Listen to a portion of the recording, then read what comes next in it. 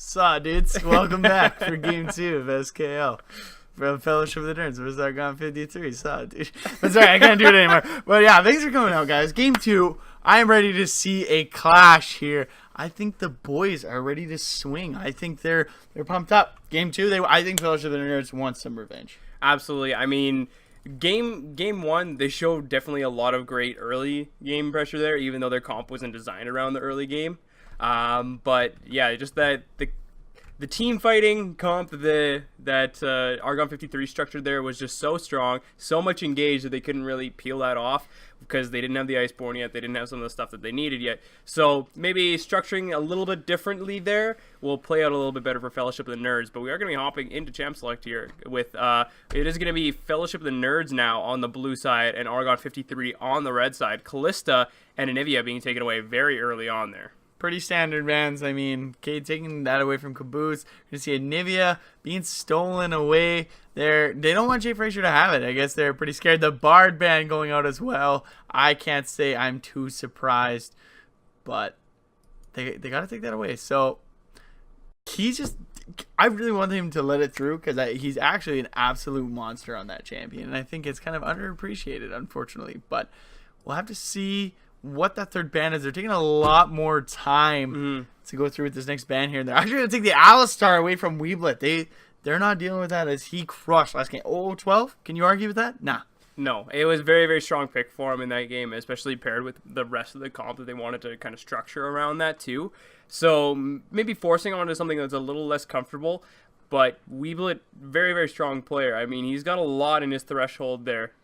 Threshold. Oh, I see what you're saying there. I get it, but I actually wouldn't be surprised if they actually took the Braum away from Child's. But we also had the first pick, Nautilus, coming through for Harablo. They want that this time. He doesn't want to try and deal with it, so if you can't deal with it, take it away.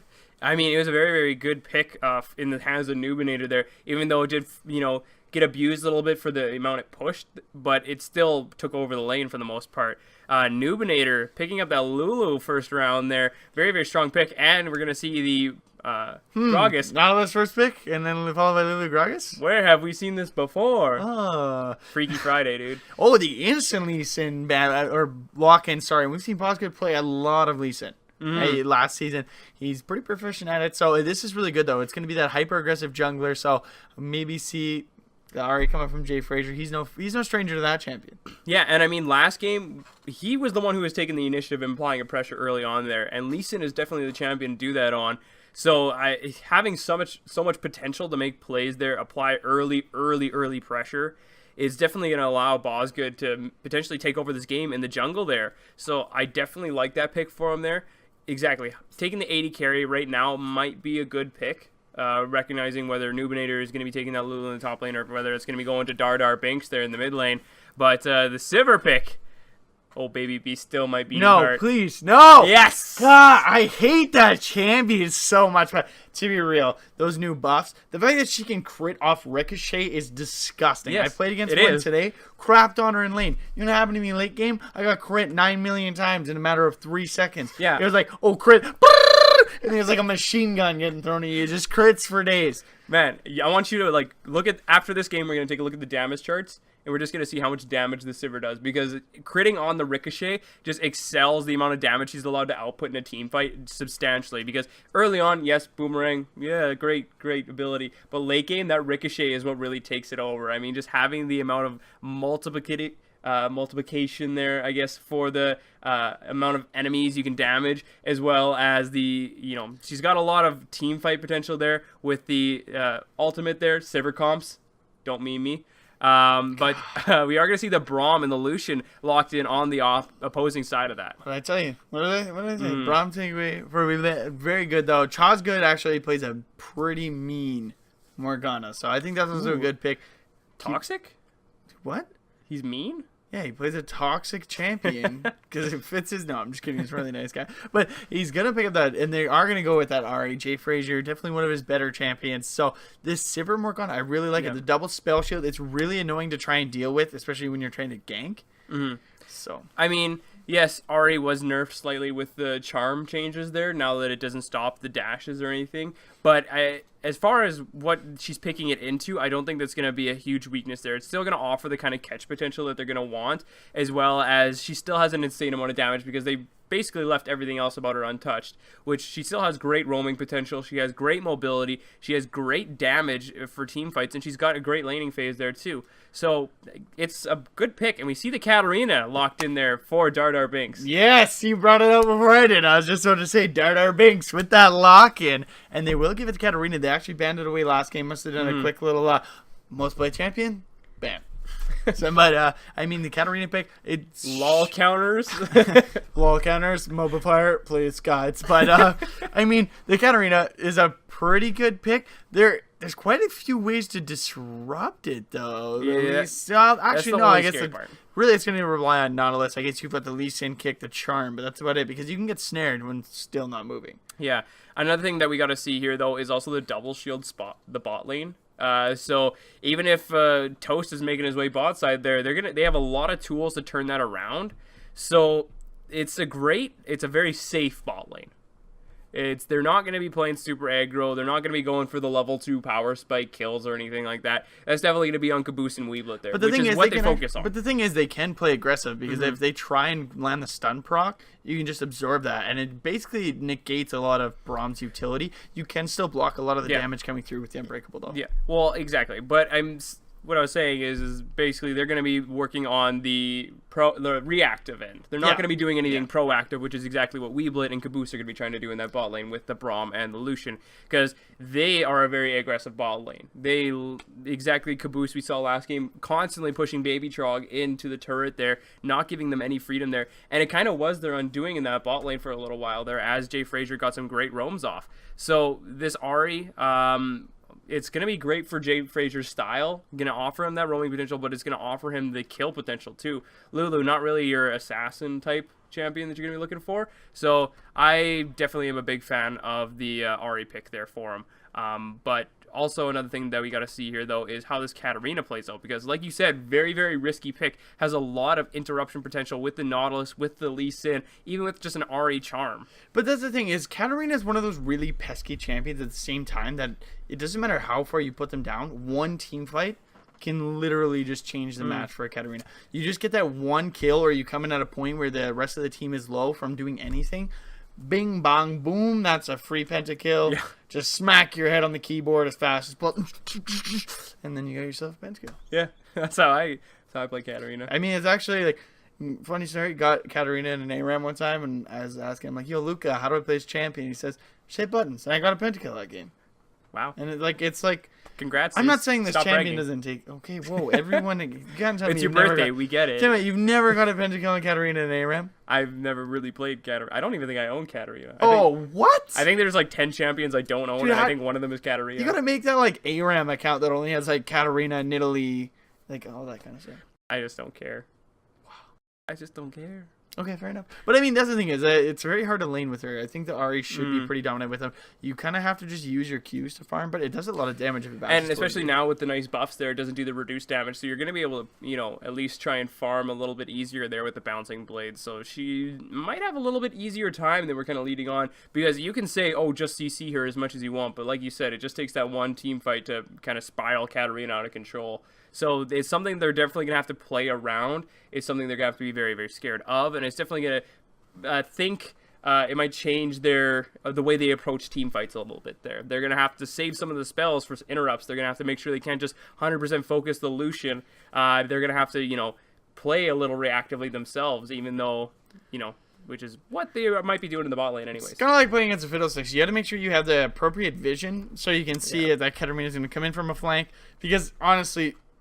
most Katarinas will just wait. You wait till the team fights a person down, and then you just 20% health.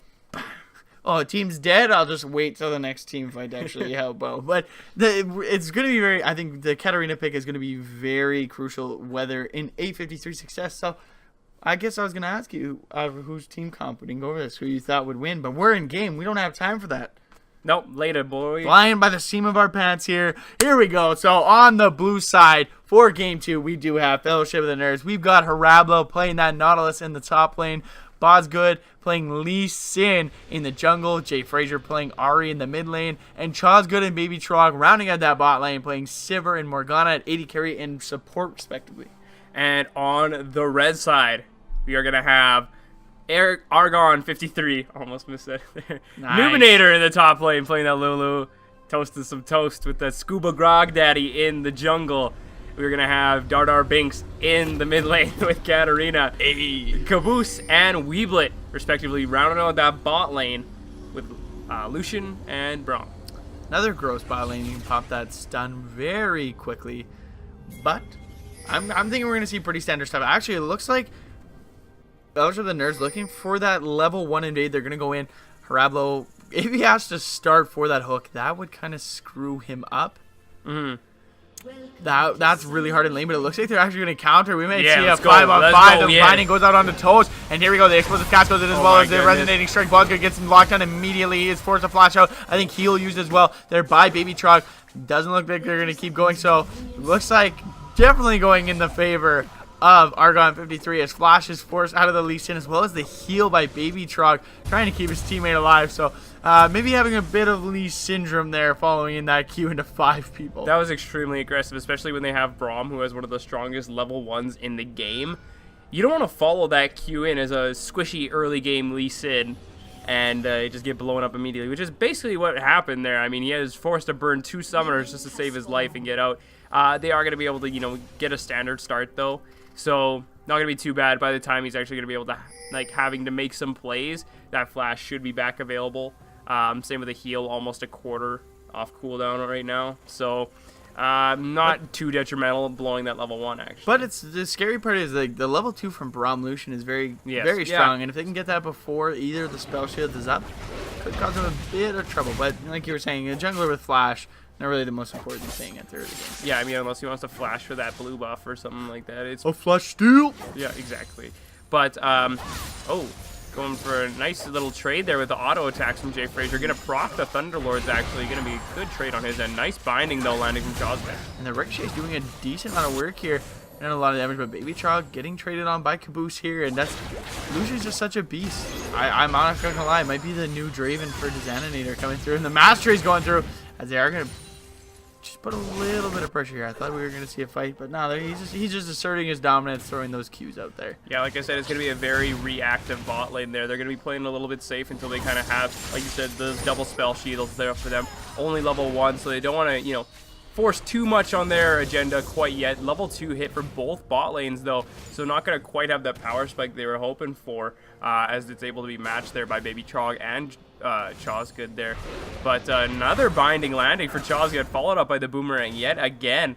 Gonna be great trades back and forth, as Chosgood, so far, a great hit percentage on that ability. 10 for 10? Going to go for that 100% binding rating. But yeah, that's a great thing is when you started Ricochet to go for the trades there with 5-5, but hold on, we got Toast going in here. Jay Frazier going to be in a lot of trouble. Lands the charm, actually, and then flashes. Very smart play. Lands the charm and flashes, so he can't body slam Flash as well. Great CC there. Gets himself out alive. Yeah, probably, actually, I was going to say, probably didn't need to flash, but he probably should have. It would have been very scary if he came out of that CC, but Bosgood going to get off Toast here. He doesn't have flash available. That's all that resonating strike, and Dart Banks coming in. He may be able to pick up that kill as the Ignite goes out. That should secure him first blood. Goes immediately onto Jay Frazier, put down that pressure, but now he has red buff. See if he's going to be able to trade that down. So it's going to be a very hard lane now for Jay Frazier. Getting that early advantage to Katarina, not going to be fun. Going to be able to go back, hopefully get an early Luden's Echo. And we also did see Katarina started the Dark Seal. The Dark Seal. So as far as, efficiency goes, it's definitely one of the it's a great item for her to pick up in the early game, because you don't need the mana regen that Doran's Ring is going to give you, as well as the base AP for Dark Seal is very strong. We're going to trade a little bit here. Black Shield's being used a little prematurely. I think that's the thing we got to look out for. More important to Black Shield when this stun is about to actually be proc than actually Black Shielding the Winter's Bite, because I believe it still applies a stack. Even if it hits you, it just negates some of the damage. I believe so as well.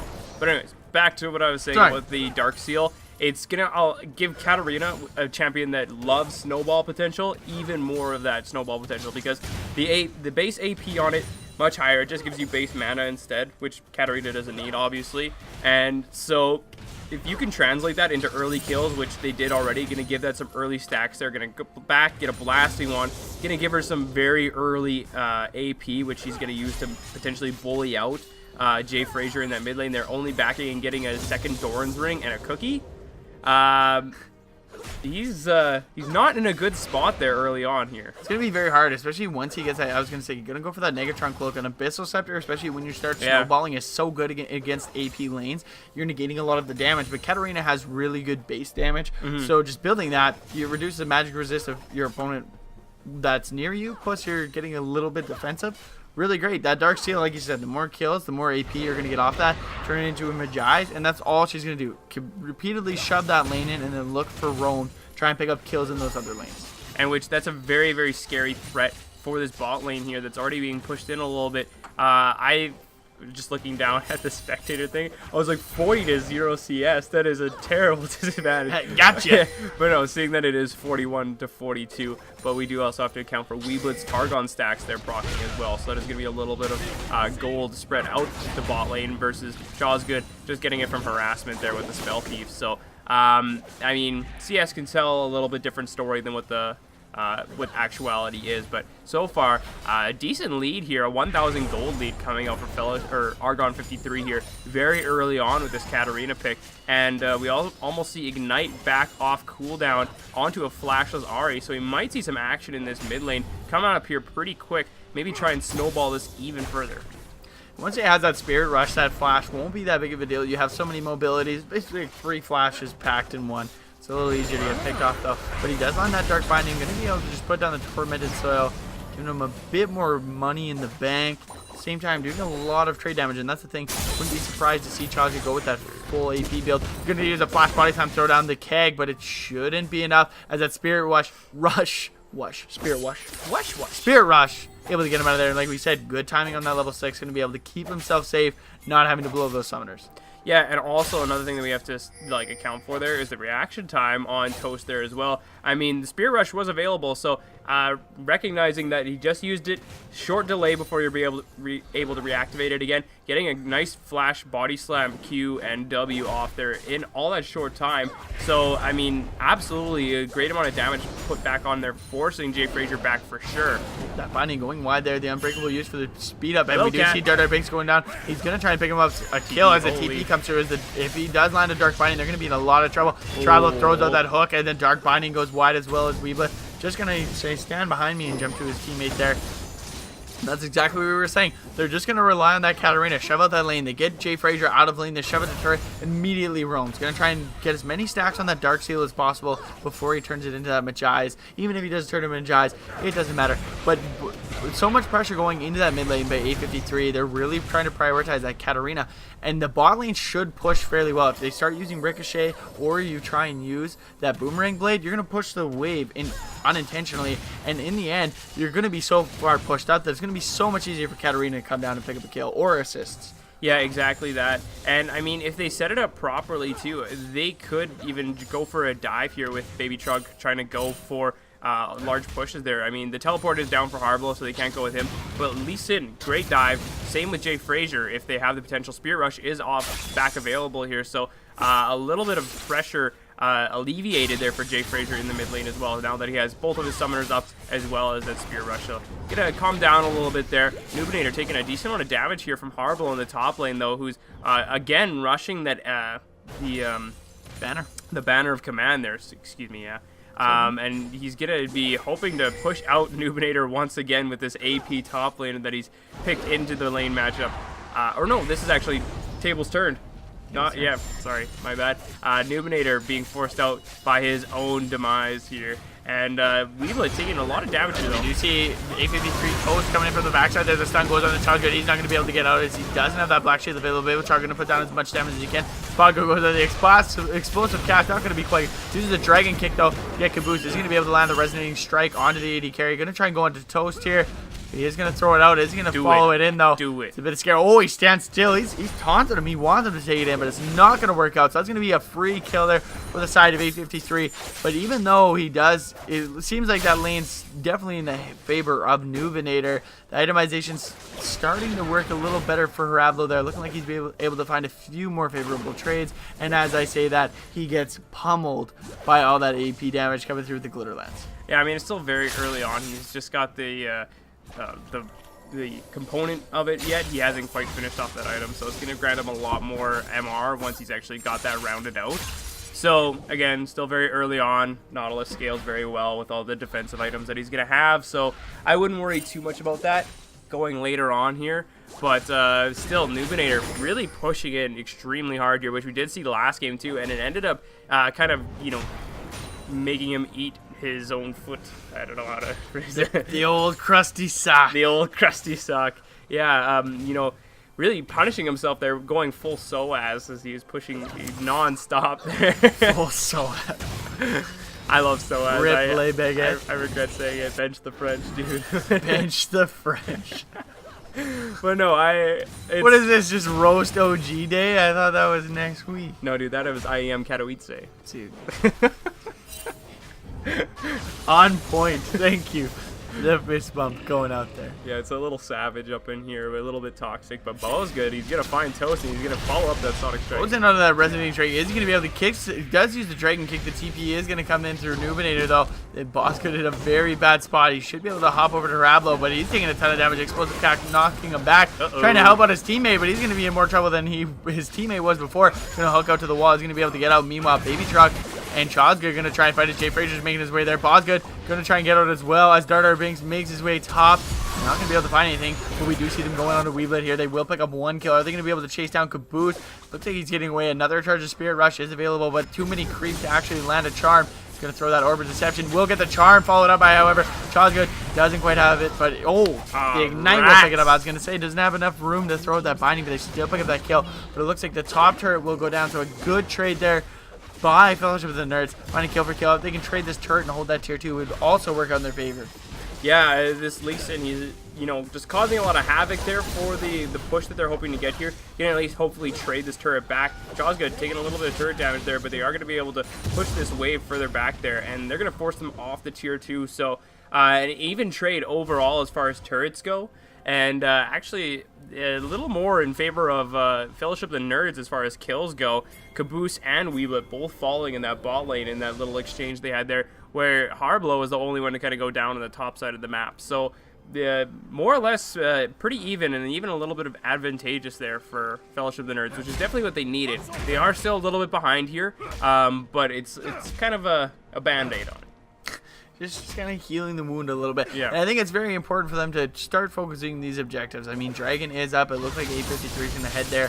Either contest that if they think they're strong enough, not really sure they can, or head towards Rift Herald and put it to use. Get it on that Nautilus. Help them start pushing back as Lulu also picks up that banner of command. Going to look to answer to that split push Nautilus. So it's going to be a minion fight. You want banner? I want banner. You thought supportal combat was intense? Wait till you see these banner minions just swinging at each other, looking for Tilly to Tilly, lane to lane, across the rift. We're gonna see them fighting for their own nation. That's pretty strong, man. I think there's a lot bigger dialogue in the minion demographic than we've really experienced so far. I feel like they're just an underappreciated part of the game, and everyone just treats them like trash. Yeah, exactly. I feel like there's a lot they more farm to them the like storyline. resources, and they just don't care about them. I feel like J.J. Abrams needs to make a movie like kind of like The Hobbit. I mean, Minions. Yeah, like Minions, but not the. But then they get mixed up with the. the little minions. yellow guys. I feel like they'd take it over. Yeah, that's too bad. Man, why did they have to go and ruin this for us? Wow, thanks, Despicable Me. It's real despicable of you. We're just sitting here thinking of ideas, and now we have to shut it down early. Can't even crowdsource this. All right, he goes in, and he actually smites it away. Toast is going to keep that blue buff, though. It looks like he might be in a bit of trouble. They're just going to throw that boomerang blade, deterring that a little bit. Oh, here we go. Oh, but Lulu's putting it down, but they do catch out the Katarina, and that is the death charge used. Is going to knock him up, and Jay Frazier actually going to jump over the wall of Dark Binding. Is going to catch out Weeblet, and the culling does go out on the rest of the team. The Glacial Fish are going to try and determine where the Dredge line does go out, catching Weeblet. He is going to flash away as the explosive cast keeps keeps the rest of the team alive. And Nubinator just going to do a ton of work with that banner minion onto that turret. Harablo actually forced a TP down there. He's going to try and take it down, but he might get the turret in time first. Hey. So still gets the turret. They disengaging, might be able to pick himself up, but kill the boot. He has that wild growth available while that depth charge was used by Harablo just recently on the Katarina. He's just going to walk away and just that banner minion doing work.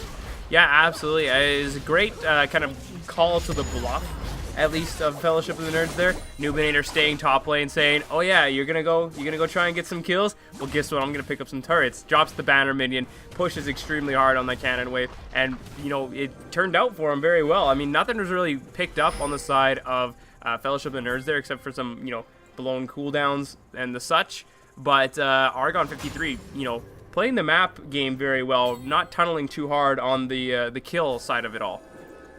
Yeah, and it's very unfortunate. It just seems like every time Fellowship of the Nerds tries to make a proactive play, they get bit in the keister for it. They blew a ton of summoners. They made a lot of wasted them, made A53 kind of panic, but at the same time, Nubinator wasn't even there, and he ends up turning it around for a kill. So just need to find the right play at the right time, and right now it's just not working out for them, as they might be able to pick up a mid turret here as well. But one thing we have seen, Bosgood, he hasn't really been able to put a lot of early pressure on this Lee Sin. It's 15 minutes. He hasn't really found his stride on that Lee Sin yet. Hasn't been able to find any of those ganks. No, but I mean, one thing that he does have going for him is that CS advantage that he seems to have over top of Toast right now. Quite a bit there, but it seems like he also has been hanging out in lanes there, as he did pick up like an entire top lane wave after Harblo died. So it's equating to a little bit of gold there.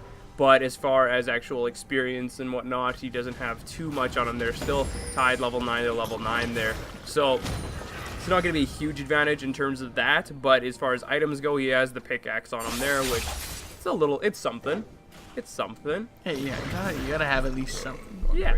I mean, if you got nothing, then if you got nothing, it's nothing. But if you got something, it's something. Is that what you're trying to hint at, Pop? That's what my grandma always told me. Grandma told me something. Grandma told you, suh. Suh, dude. Grandma's like, suh, dude. I was like, suh, Grandma. So good. Grasama. So, no, that didn't work. I gotta drop that bad. That's a bad habit I picked up in Denver. This is a terrible habit. I think it should, you know, end immediately. Yeah, we're gonna have to bury that one real quick. Crafty, the first game was close for a little bit, and then our A53 kind of put it together. Oh, there was the explosive cap. Does knock Child good back, and it will be a picked up kill there for Dardar Binks. Picking up that Dark Seal stacks. Just making stacks. That's really the most important thing.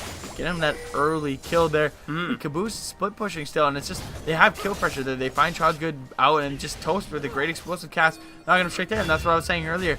It's really up to Harablo and Bosgood to interrupt that ulti. Throws the snare out, but you're still move. You don't need to move to use that ulti, and the duration or the channeling still continues. Exactly. It's going to require that hard CC, which hopefully someone's going to be able to round out here.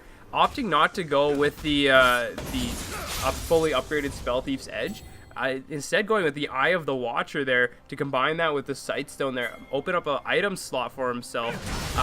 You know, definitely, I don't know if that's the most worth. I mean, I've definitely seen it. I feel like with the Targon's upgrade, it's probably the more worth to combine that with the Sightstone, but the utility of the slows still coming out of the Spell Thief's active, I feel like the Spooky Ghost still offers so much to a team, especially like a comp like this where you maybe want to get some picks every now and again, and a high mobility comp there as well with the Lucian and the Lulu, maybe slow them down there. It's good, but I feel like this whole we do see Toes get picked off though. We did the Dragon Kick go off, and the calling comes through, and they absolutely destroy Bosgood. He gets peeled apart. The Dark Binding goes out. The explosive cap does disengage there. Jay Frazier going through, and Baby Trog is actually in base, so they're going to be down 80 carry. The depth charge is going to go through, knocking up a lot of people. But once again, not able to pick up any of the kills, as there was a 4v5 there. And that Lee Sin not quite tanky enough. Jay Frazier going to try and turn around the kill as Chomsky goes in as well. Throws the Dark Binding just wide. They're going to keep chasing him down. The Ignite should be enough with that extra auto from Baby Trog. As 3 flashes blown for that kill. Finally securing it. And Toast is just going to go B for free. He was in complete vision, but he's going to get away. So Fellowship of the Nerds not finding the favorable fight, but at least picking up 1 kill and dropping some. Oh, you don't actually lose stacks on Dark Seal? Oh yeah, you have to. Yeah, you do. He did. So at least he was at 4 before that fight kind of kicked off there. Then he picked up 2 kills. And so then I guess it got cut there. Okay, so at least, I mean, three flashes, still losing some of those stacks. Yeah, I mean, it is something, and you do have to at some point realize this Katarina is getting a little out of control, sitting at 4-0. So yeah, shutting that down, definitely a very, very good idea. Using that many resources for it, debatable. Baron up in 35 seconds. He's coming up here though, so that is going to be a widely contested objective, I'd say, for these two teams that really love the team fight, and with Argon wanting that pressure a lot here. Still not a lot of vision on that side of the map though, more or less focusing around that dragon objective as it was just picked up there. Red buff going to be going over to the Lee Sin here as they're going to be rolling down to the bot side there, hopefully trying to deter this push a little bit. But Bosgood found some friends there around the Krugs, and not the good kind, as Weeble's going to force him off of that objective there. And they're going to continue to push in the bot lane, actually. And no one's really going to be able to quite answer it quite yet, as we still do see the teleport finally coming in here from Nautilus. It is drawn out, and yeah, like that banner minion is being used. Katarina backing off it as well, and they just forced the TP and back off. So they're opening up pressure for themselves on the map. It looks like Karablo maybe TPing in a little early. Oh, they're going to try and set up the old bush bait. Oh, Fnatic? Is that you? Man, personally, I like to see the old Wolf of Wall Street play where you clear out the wolves and you just hide in the wolf camp until someone comes. That's dirty. That's so stubborn. Oh, but they do catch out Karablo. Does overstep, and they will blow him up. He is down. That's a huge front line for them, and they pop the masteries.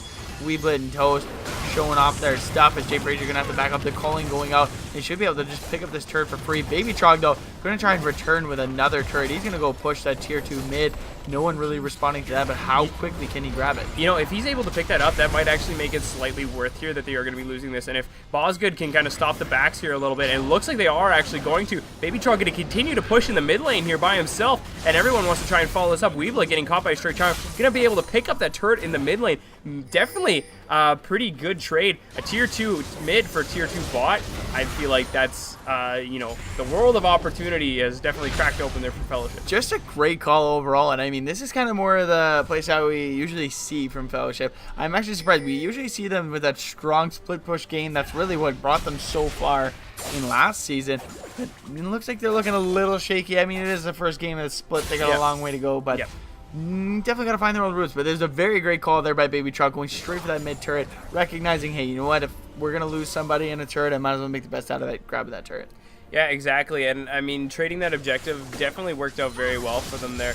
Now having to push against the banner minions again, at least Baby Chog is in the vicinity once again. And I mean, he's definitely working towards that crit stacking that you are going to want on Sivir at this point. Got the Shiv, he's got the IE now, so I feel like he's definitely in a great spot as far as power spikes go on Sivir.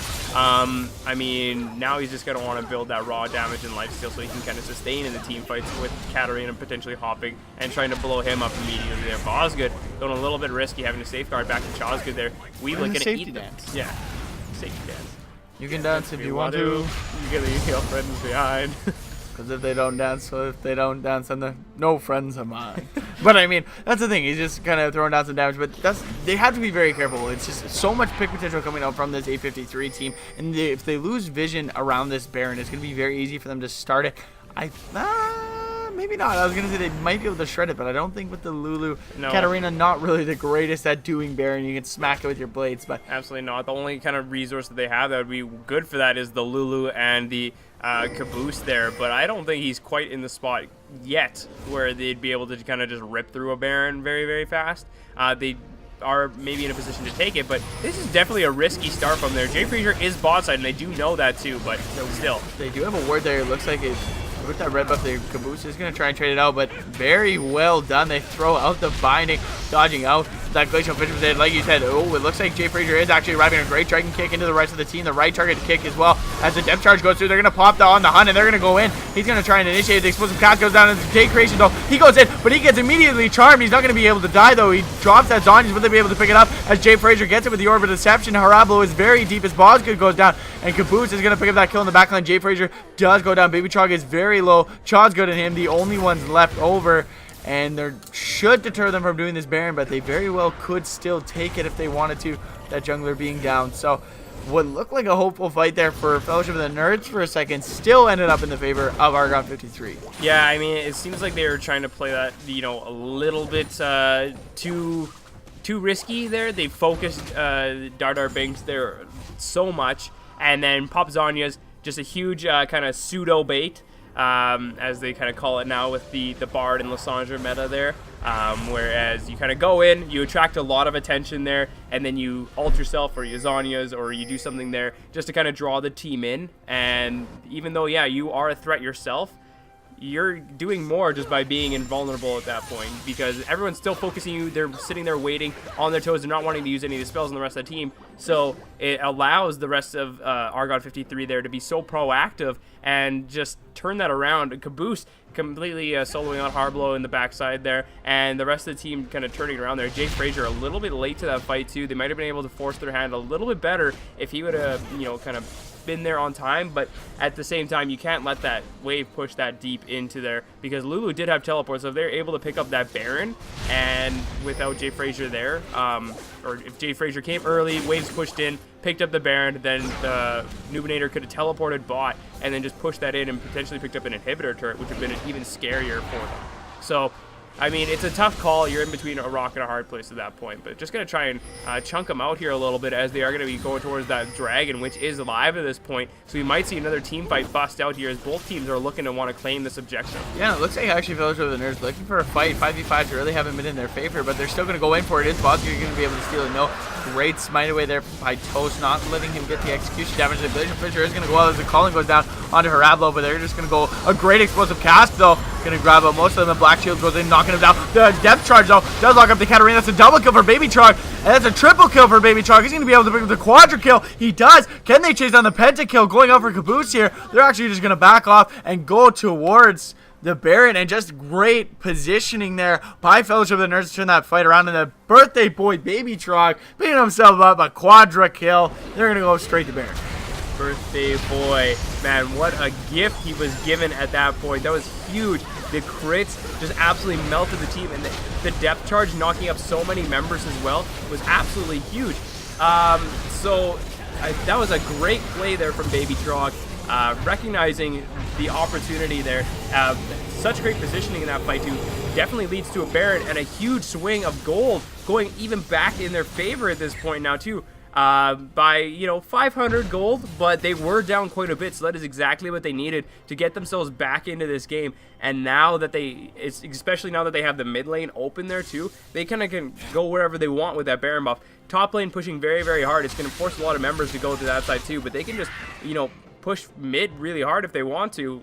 They have great team fight right now. And the great thing is they could actually just drop a banner minion and a ZZ Raw portal in one lane, put 4 of them in the middle lane, and then put Harablo in a different lane. So they have the minions, they have the ZZ Rods pushing and the banner minion in one wave, and then you have the super creeps with Harablo, as well as the other 4 going to push it with super creeps. So they have a lot of potential to get some turrets here, and this is exactly what they need. They're behind in turrets, but with this Baron buff, should be able to shred the crap out of that. But that's like I was saying, in that we talked about the saber buffs with the crits, just doing a 9 million damage, just throwing out those ricochets. So very well played. It's very important though that they use this effectively. They need to pick up at least a turret or 2.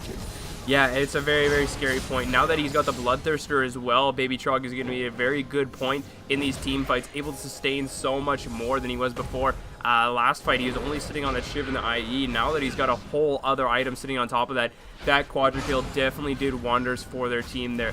It's going to be whether or not this is going to be the Baby Trog show, as he's going to try and carry as much as he can. They're forcing his mid lane turret very, very hard here, and taking a little bit of damage there and trying to just push the wave out. But I mean, it's a decent amount of wave clear here on the side of Argon 53, so I don't know how easily they can force this. But look at the bot lane there. They have that ZZ Raw portal, and he actually has banner available, so if they just swung bottom, it should be a free turret as Botcode is on his way down. He did put the banner minion in the mid lane there, so they can definitely keep drawing attention to either side there. So the ZZ Raw portal is in the tri-brush in the bot side there, so it's close enough that it's going to be able to push on the turret. And you know what, that's actually really smart, because now it's only the auto attack's going to be able to kill that super minion, which has incredible range, but going to start attacking minions instead of the turret. Not sure if it's in range. We do into the fight go out as they immediately pop Baby Trog. He's going to have nothing to do. Glacial Fissure is going to miss, and that's going to be a lot of trouble as Wild Growth goes out. The depth charge, I believe, is going to disengage there. Jay Frazier going to go back in, but a great play there by A53, taking out the main target. Going to really stop that push, but It looks like they might be able to pick up the bot lane with the amount of creeps and the ZZ Rot portal pushing, but Katarina going to go there and clear that out really quickly. So a great pick there by A53 to deter that Baron push. Yeah, you know what? Like, it was at the point where Fellowship of the Nerds, they had time on their side, right? Like, they could have just played that a little bit farther back, played that safe, because they had to advance onto that banner minion too, because exactly, it needed auto attacks to kill it at that point. So the only person who was going to take that down was going to be Caboose or Nubinator. Everyone else is melee at that point, so nothing else is going to be able to touch them. So yeah, you just play the waiting game there. You let your bot lane push, pick up a tower for you for free, and then if you just let it keep going. If somebody goes to answer it, then you force your hand mid lane. So I'm trying to bite off a little more than they should have at that point. But they definitely have the right idea in terms of setup though. So I like where their head's at, and I feel like they can do it again. Now that, but with the lack of the Baron buff on their side, it's gonna be a lot harder. So they're not gonna have the range on that cannon creep. They're not gonna have the amount of pushing power that they had before. So they need to try and get a setup similar to that again. Like you said, maybe put the banner and the ZZ Rod in the same lane, and then try and send Harblow to a separate lane. Do it like a 1-4-1, I guess you could say. The ZZ Rod portal banner minions count as the one. Yeah, exactly. So try that out, see how that rolls, because exactly, like, if you got this much pushing power on your side versus the other team, you got to do it quick, because right now it seems like Weeblet is also building a ZZ Rot too. So now if they have the same kind of pushing power that can match that, then it's going to negate it all. So, and that's where I was just kind of confused. I feel like they should have went for the outer turrets. The outer turrets are so much easier to pick off. I mean, you do put the ZZ Rot portal to supply pressure there, but if they were to put the banner minion in the middle and then rotate bottom, they either have to deal with that banner minion or they have to go bot and try to deal with the ZZ Rot portal as well as the 5 of them pushing that turret, which is a lot safer. You're not nearly as close to the enemy base. It's a little easier, and they had all those minions prep. You whip down there, you give them all that Baron empowerment. Should have been an easy turret, so maybe next time try and focus those outer turrets. They're a lot easier to get the dredge line. He's going to miss there, but the Glacier Fisher is going to go out as Harablo is caught out. He does have that depth charge, is available with Baby Trog though, putting down a lot of damage as A53 kills onto him. The culling is used as well. Katarina waiting off in the wings, and they do go on to Baby Trog, and they do blow him up. Nubinator gets himself the kill. Depth charge going through. He will pick up that kill, but he looks like he picks up another kill. He's going to go on to Chaz. Good, he does get snared though, not going to be able to follow through as Caboose jumps over the wall, trying to pick up that kill under Harablo. Not going to be able to chase it up, and unfortunately just so much damage coming through. They're finally starting to focus the main threat that is Baby Trog, and they're getting him out very early in the fights, which is very unfortunate for Fellowship of the Nerds. Yeah, I mean, they definitely have the idea of the right focus there. They're going to be able to punish this very hard. Going to pick up their own second-tier turret in the mid lane now, and pushing it even harder. Lulu having a little bit of trouble here with this banner minion. She's pretty low, so she's got to be very, very careful. Maybe let a tower tank a little bit there, or she might get caught up a little bit in the action. Dragon is live, so they're going to go and try and pick up their third of the game here. They do have the second one that's going to grant them pushing power. This one's going to be very nice, and a little bit of padding for themselves as well. Grant them a little bit more security as they're going to be getting into the later parts of this game, as it is actually still very, very close. 4,000 gold lead for Argon 53 just in that last fight. They're able to pick up a lot off of that one there. So it, like we were saying, it just takes that one fight. So if Fellowship can find their way back in it with another fight like they had around that Dragon Pit that first time, give the Baby Trog rolling even more, maybe find a secondary threat in Jay Frazier. He's 117. He hasn't given up a lot of gold himself. He hasn't given up a lot of kills. He's definitely on a track here to do a lot of damage, but he needs to kind of finish up these items there. He's sitting on the Athene, sitting on the Abyssal Scepter there, and he's going to be working towards the, not the Rylines, the Rabadons. Rabadons, yes. Yeah. So once he's got that, he's going to be a real threat to pop targets himself. Well, they do land the charm onto A53 Dose here. Are they going to be able to take him down? I don't know why I keep saying A53. Just read the name. It's Argon 53. It's their name, Blake. Why is it on their...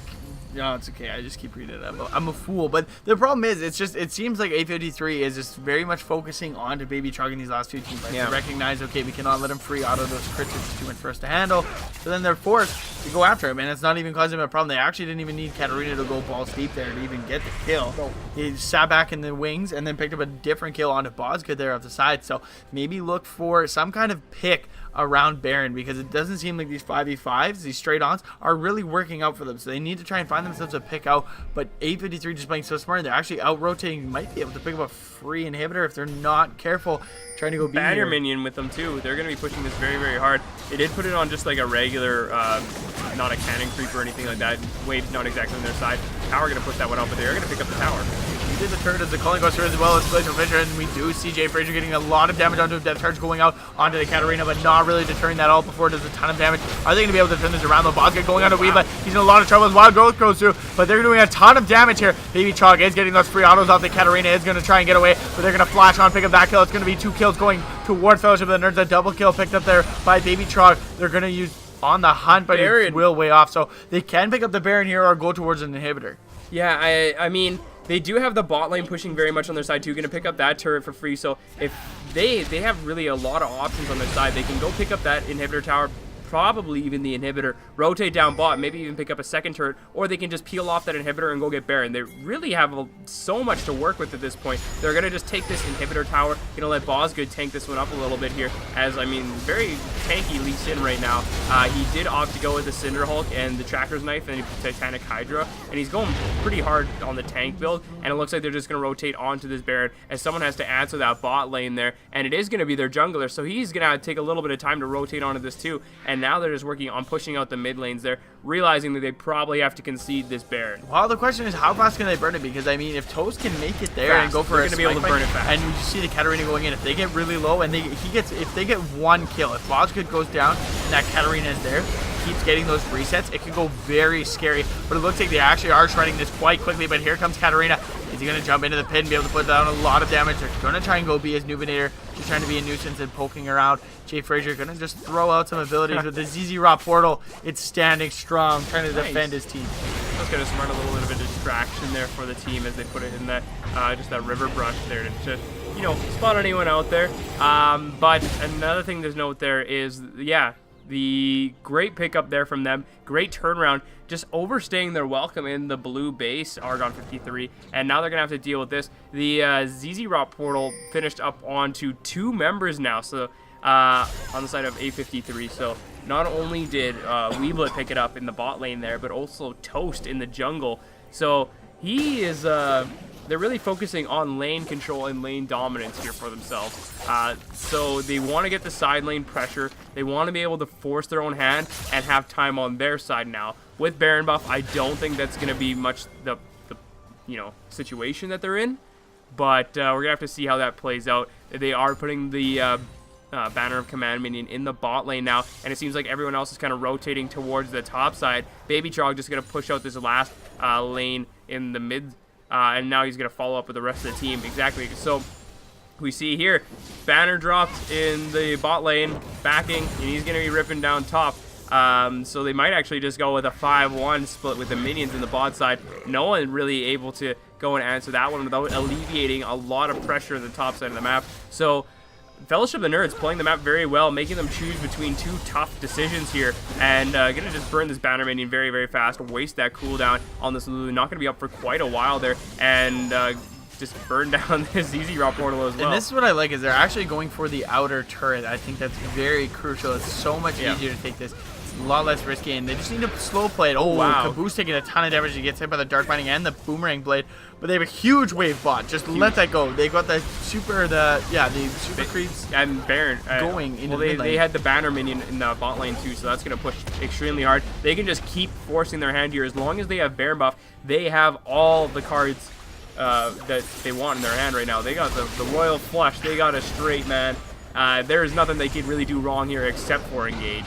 So they just got to play it safe, be patient is what they need to do. Patience is key. As you see, that wave is just about to crash into that bottom turret there.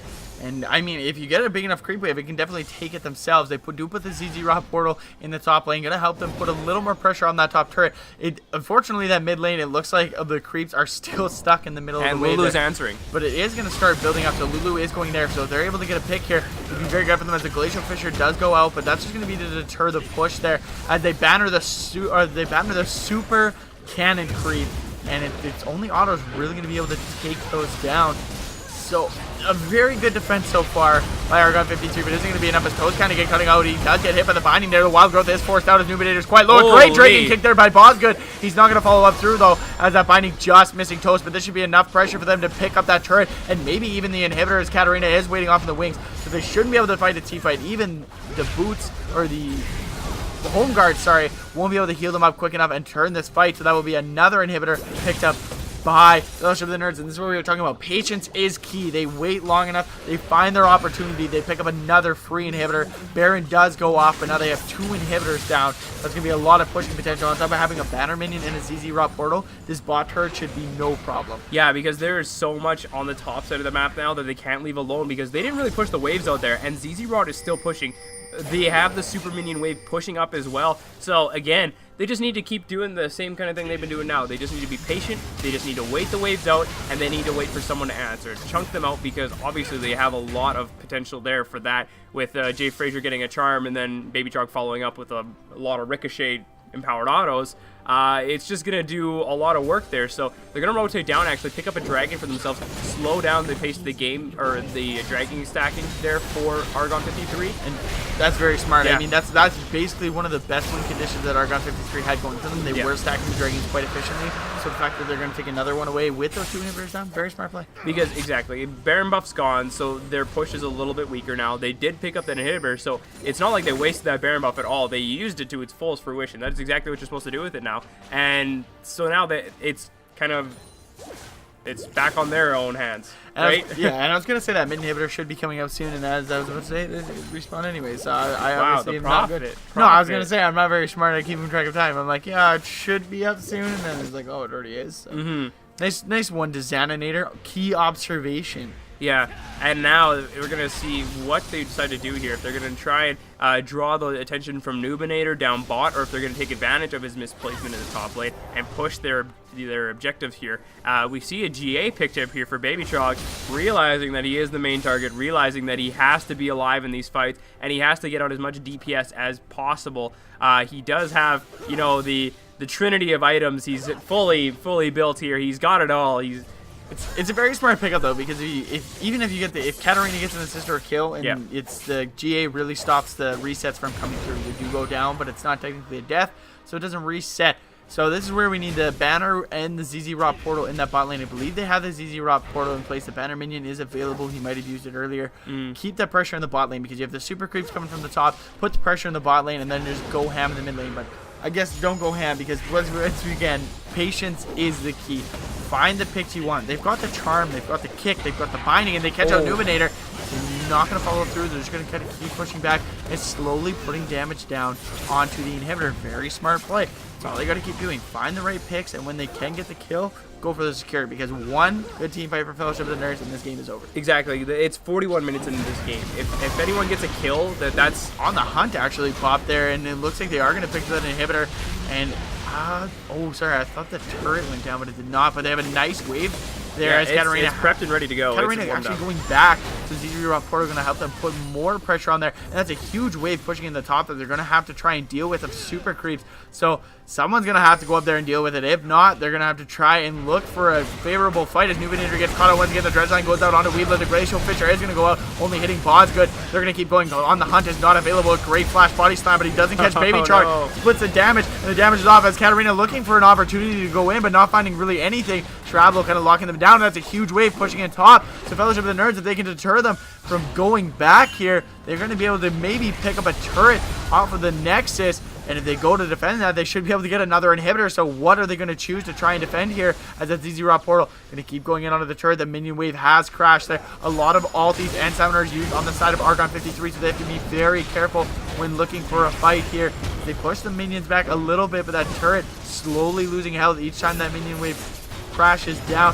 And we just haven't seen the effectiveness of this Katarina really in these late team fights. No, exactly. She's sitting there waiting in the wings way too much, trying to get the flank and focusing way too much on that. But, I mean, that's exactly all you can do as a Katarina. The Dredge line goes on. They actually have to use the Explosive Cask and the Wild Growth just to keep them alive, and really nothing used on the side of Fellowship of the Nerds. So they're sitting at a very good spot here. They will pick up that turret, and Illuminator gets caught out. If they are able to follow us up, the charm goes out, and that is going to be the kill for Chosgood. As Katarina goes in, going to try to pick up a kill immediately. Zanya's Chosgood is very low. Might be able to pick up a reset here as the Dark Binding goes very wide. Wheeler getting locked out by Harablo. As they're going to keep going, he does have the Resonating Strike. He's going to follow it in, but back off. They're going to pick up this third inhibitor. They might just back off here. I'm not sure if they are going to be able to end the game. A majority of the team is still available. A lot of alts and summoners have been used on both sides. So maybe go towards that top lane. Make sure it's pushing in as that inhibitor is going to respawn right now. Wow. Might be a little risky to try and pick that up, but they will go for it here. If they're able to walk away, a great binding there by Chosgood. That's all 3 inhibitors down with Baron up. This is very scary for Argon 53. Yeah, I mean, Nubinator getting caught out there was definitely their undoing at that point. Still down for another 25 seconds, but we are going to see them back here, heal up, get some items, and then rush that Baron. It looks like A53 is already on their way there, completely abandoning all regard for the minion waves that are crashing into their base right now. They have to be very, very careful at this point that they don't waste too much time because it is not on their side whatsoever. And that's just the scary part. It's do or die. Well, do we give them in the Baron buff? Because you have Baron buff and all 3 inhibitors down. That's 6 empowered super minions going into your base. And if you can get all 3 to crash at the same time, it's so hard to try and clear those quickly. And especially with a ZZ Rot portal going in there and a banner and minion, like, you have so much potential to just crush turrets quickly. As well with Sivir, you being able to ricochet off the turret onto enemy champions. Very scary. Nice a great binding, though, going on to Caboose. Are they going to be able to follow it up? The Resonating Strike does get thrown out. Is he going to follow it up, though? I think they just want the pressure over here. And now they're going to definitely push them out of the area, kind of clear up a little bit of vision for themselves, and then force this Baron. They're going to go over the Baron, and they should be able to shred it. I mean, there is a huge wave in that bot lane Illuminator has to deal with. He does have TP if he's needed. Chosgood off in the wings, though. The calling is going to be used. Not going to quite fully connect. They're just trying to clear out as many wards as possible. Don't want any chance of a Baron steal here as Gragas finally makes his way in there. He may be a little too late, though. They should be able to crush it. He do get the Baron, and Toast is kind of going in by himself there. He's in a lot of trouble. He goes in there. In the meantime, Caboose actually going down. That's a double kill for Baby Trog, and this should definitely be the end of the game as they try to do or die. Try and smite steal. Not going to be enough, and a very well patiently played, by Fellowship of the Nerds there. You know, I gotta say, like, that was a little bit of RNG mishap too for our Argon 53. The Baron buff knocking up Katarina right as she was probably thinking about going in, not giving her the opportunity to. I don't think it would have made a difference either way, though. But now that they have these Baron buffs, now that they have all the minions crashing in here as well. When RNGesus is on your side. Yeah, Jesus, take the wheel. And that will be the game for Fellowship of the Nerds. So, a very well methodical comeback.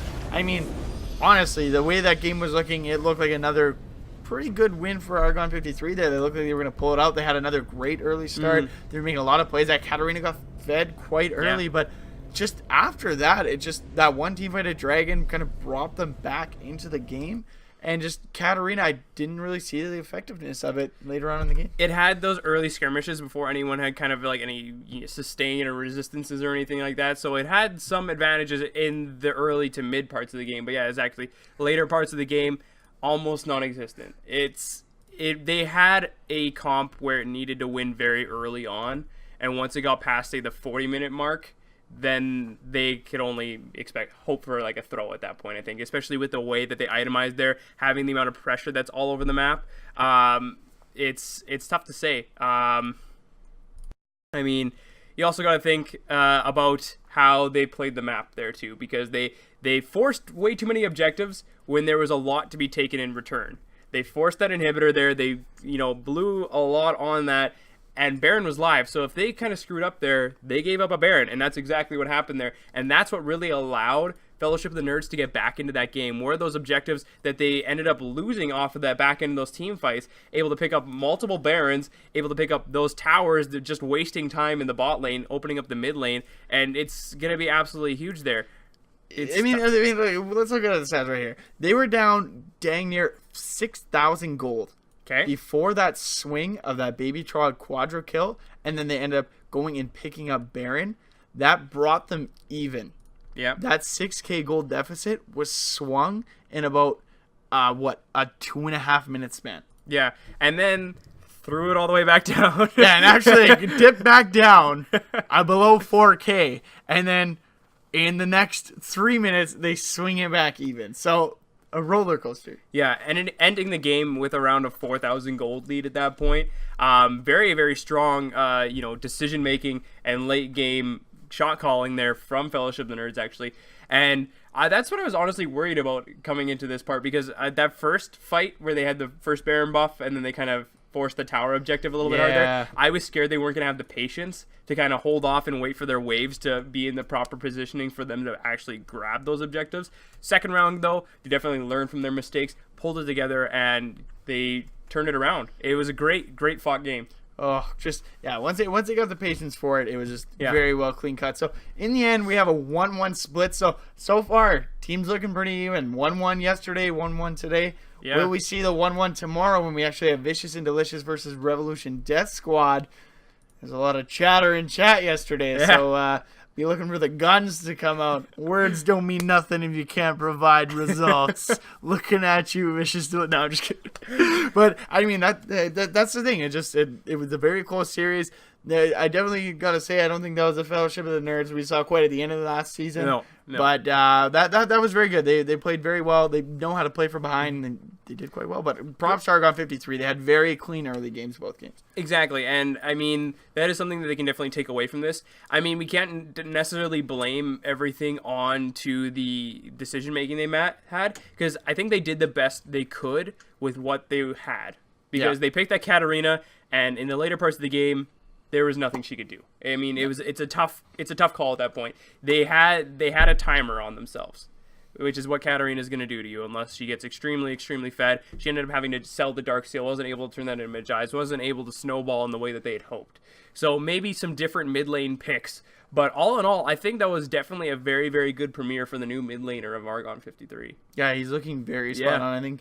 Yeah, because Nubinator used to be in, and they swapped. Yes, and then they swapped Captain Canuck out, put Nubinator in the top lane, found themselves a new mid laner, and Nubinator actually doing very well in the role transition himself. I mean, the Nautilus pick game 1, the itemization worked out very, very well. Was able to actually 1v1 the Vladimir and later on there, playing a little bit aggressive, but I mean, that's just his style.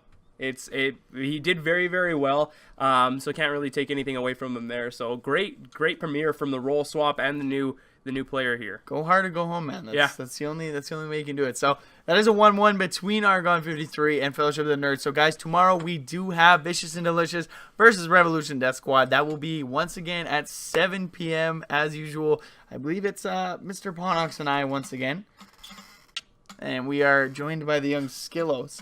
But I guess this is the part where we say goodbye. Yeah, guys. So basically, gonna see you tomorrow. If you guys want to check out any scheduling or anything like that, you can go onto our website. All the links and everything are gonna be in Twitch below us or onto the side here. Shout out sponsors. We're gonna quick shout out to our sponsors for Mana Bar, Saskatoon's premier esports bar. Should be open soon. Go check it out. Sweet guy. Make sure to check out Widemouth Media. We don't look this pretty without them. I mean, look at these nice little it's over this way and up and over. Ooh, in the games, the overlays gotta look nice. Website, that I didn't make that. No, they just say it doesn't look like paper with crayons. So if you want a nice, check them out. They're really great. They do all kinds of stuff. Make sure to check them out. Great Plains College. Yeah, great people. If you want to do some learning, if you want to get yourself some education. Use your brain, kids. Yeah, it's important. Exactly. But anyways, guys, we do have social media as well, so you can check out our Facebook page, our Twitters. Me and Designator also have personal Twitters where we post a lot of updates, a lot of face swaps. If you guys want to check those out, they turned out pretty darn well, I would have to say. Yeah. I'm pretty hot with your face, so. Yeah, I'm pretty hot with your face. Ow! But anyways, guys, I think that is going to wrap it up for us here tonight. So on behalf of myself, Bailey Ponox Dietrich, and Blake Designator Zanadine, and with the thanks of Skillos, the man behind the camera here, would like to thank you for stopping by, and we'll hope to see you tomorrow. Yeah, thanks, guys. Butts. Bye.